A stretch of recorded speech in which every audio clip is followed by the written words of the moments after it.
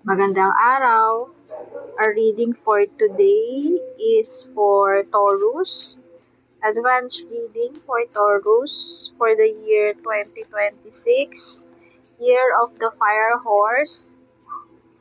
Advanced reading for Taurus this coming year 2026. And your first card is the King of Swords. Taurus, you possess intellectual power.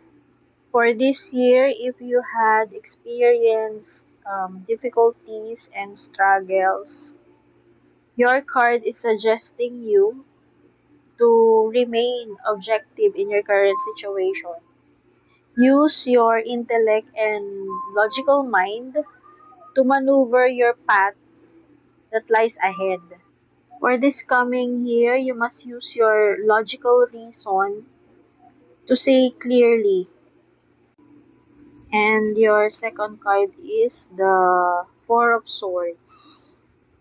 Take a rest and take a break from your mental stress.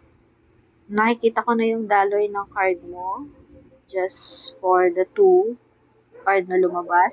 Your card is warning you or making paalala for the coming year. And your third card is the Emperor. You are an absolute ruler. Maybe for some of you, you are a control freak. The Emperor kasi is signifies strong leadership and command.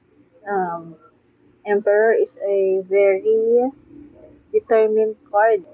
So, lumabas yung Four of Swords kanina, suggesting you take a rest. And because lumabas din si Emperor, I think this quality of the Emperor are the one that exhaust you in this past few months. And your fourth card is the Fool. Taurus, you have a full potential for this coming year, 2026, the year of the Fire Horse. I-take mo yung suggestion ng card mo na you must take a rest for your fresh start for the year 2026. And your fifth card is the Knight of Pentacles. Salitan yung paglabas ng card to describe you. You are a very persistent person. You are very dedicated.